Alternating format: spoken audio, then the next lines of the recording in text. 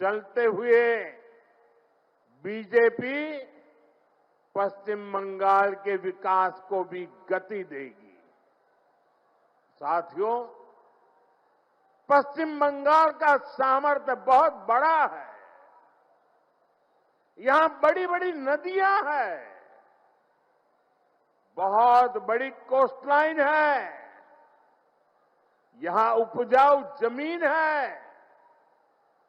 पश्चिम बंगाल के हर जिले में कुछ न कुछ खास है और यहां के लोग तो बुद्धि, प्रतिभा, सामर्थ्य, समर्पण अद्भुत है। भाजपा हर जिले की इस ताकत को और ज्यादा बढ़ाएगी और जब हर जिले के हिसाब से योजनाएं बनेगी तो इसका सबसे ज्यादा लाभ उन जिलों में रहने वालों के लोगों को होगा।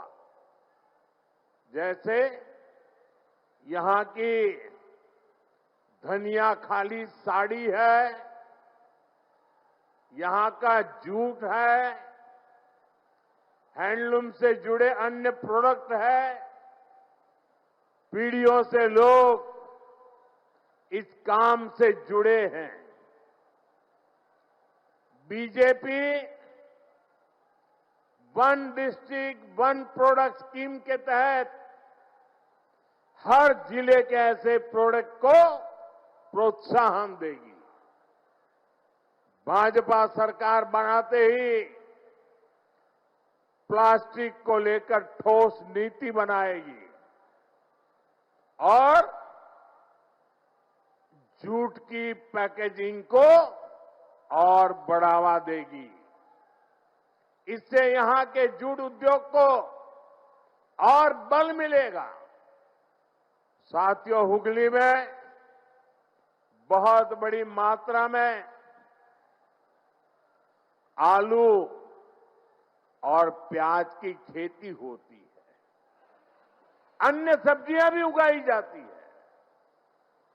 दुनिया में फ्रेश सब्जियों की बहुत बड़ी डिमांड है।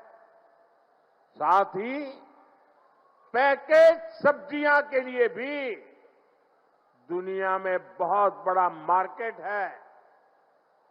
मेरा तो सपना है कि दुनिया भर के बाजारों में भारत के किसानों, भारत के पशुपालकों और भारत के मछुआरों के उत्पाद दुनिया में धूम मचाए। दोस्तों, दुनिया में धूम मचाए। इसलिए देश भर में फूड प्रोसेसिंग फैसिलिटी और कोल्ड स्टोरेज चेन बनाने पर बहुत काम हो रहा है।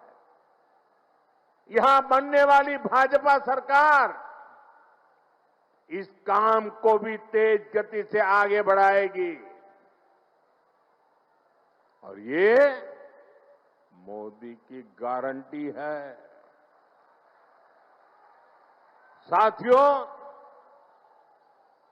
मेरा निरंतर प्रयास रहता है कि बंगाल के नौजवानों, बंगाल के किसानों, बंगाल की माताओं बहनों की हर संभव सेवा करूं।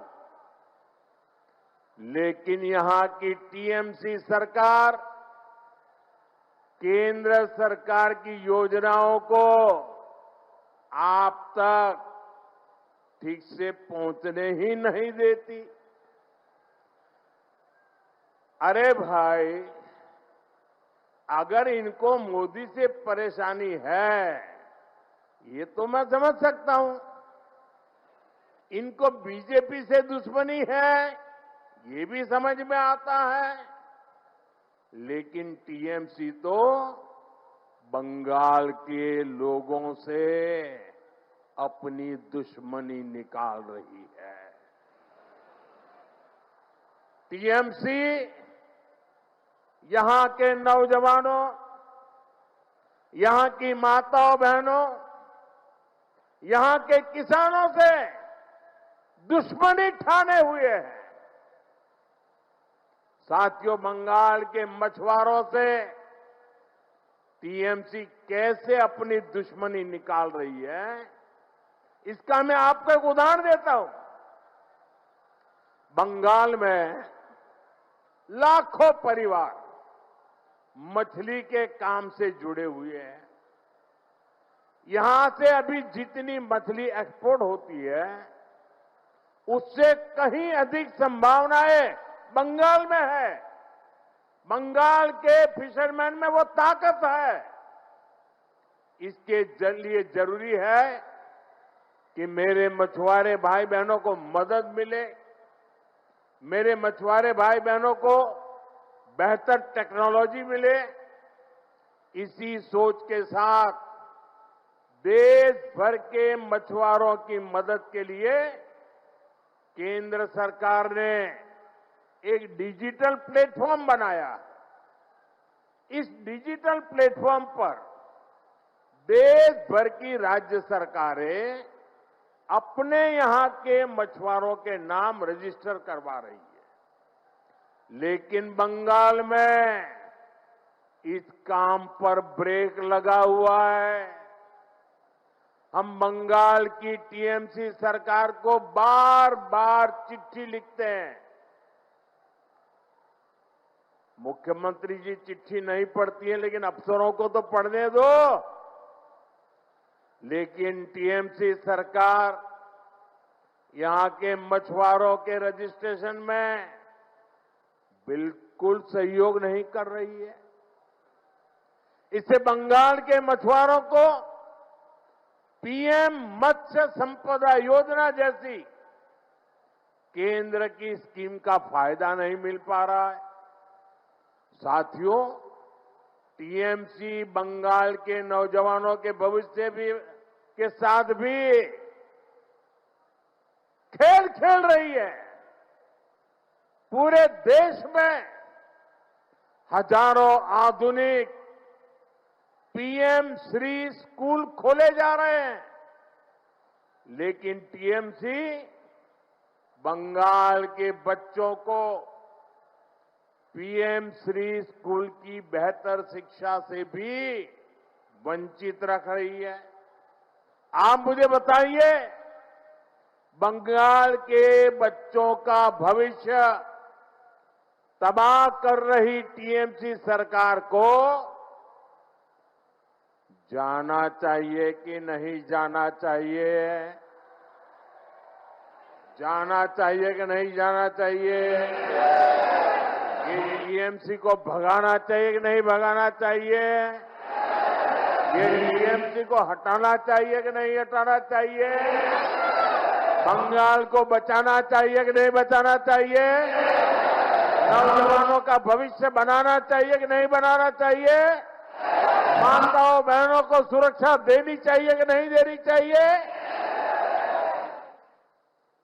क्या ऐसी टीएमसी सरकार को, बंगाल को सजा देनी चाहिए कि नहीं देनी चाहिए? ये टीएमसी को सजा मिलनी चाहिए कि नहीं मिलनी चाहिए? साथियों, देश में जो भी सरकारें विकास को रोकती हैं, गरीब कल्याण के काम में रुकावट डालती है, देश का मतदाता अब जान चुका है, देश का मतदाता जाग चुका है। ये रुकावट डालने वाले हर किसी को लगातार सजा मिलती रही है। दिल्ली में भी, दिल्ली प्रदेश में एक ऐसी ही सरकार थी जो केंद्र की योजनाओं को लागू नहीं होने देती थी। हम उनको कहते रहे कि दिल्ली के गरीब परिवारों को मुफ्त इलाज देने वाली आयुष्मान स्कीम लागू करो, लेकिन वो सुनते ही नहीं थे। वो राजनीतिक हिसाब किताब में ही लगे रहते थे। इसलिए दिल्ली की जनता ने उनको सत्ता से बाहर का रास्ता दिखा दिया।